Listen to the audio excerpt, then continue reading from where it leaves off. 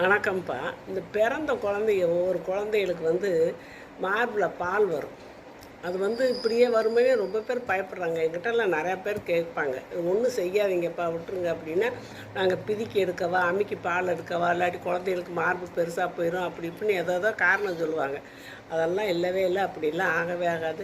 நம்மளே போட்டு அதுகளை அமுக்கி செஞ்சு அதுங்க சதையை அப்படியே இது பண்ணுறோம், நாசம் பண்ணுறோம். அப்புறம் அப்புறம் அப்படிலாம் பண்ணும்போது அவங்களுக்கு ஈஸியாக குழந்தைகளுக்கு பச்சை குழந்தைகளுக்கு இன்னும் நோய் தொற்று ஏற்படுறது கூட வழி இருக்குது. அது மார்பகத்திரம்னு உடம்பெல்லாம் கூட அதுங்களுக்கு அது சிரமத்தை கொடுக்கும். அந்த நோய் கிருமியெல்லாம் உடம்புக்குள்ளே போய் கஷ்டத்தை கொடுக்கும். அப்படி செய்யாதீங்க. அதே மாதிரி பொம்பளை பிள்ளைய பிறந்தவுடனே சின்ன குழந்தைகளுக்கு பொம்பளை பிள்ளையாக இருந்தால் ப்ளீடிங் வரும், ரத்தம் கசியும். அதை பார்த்துட்டு ஐயோ அப்பான்னு பயப்படக்கூடாது. அது சாதாரணமாக ஒரு நாள் 2 நாள் சரியாக போயிடும், லேசாக தான் வடியும், சரியாக போயிடும்.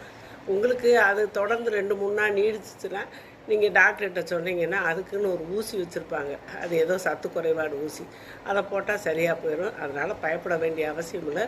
முக்கியமாக குழந்தைகளுக்கு மார்பகத்தை பிரிக்கி பால் எடுக்கணும்னு எடுக்கவே எடுக்காதீங்க.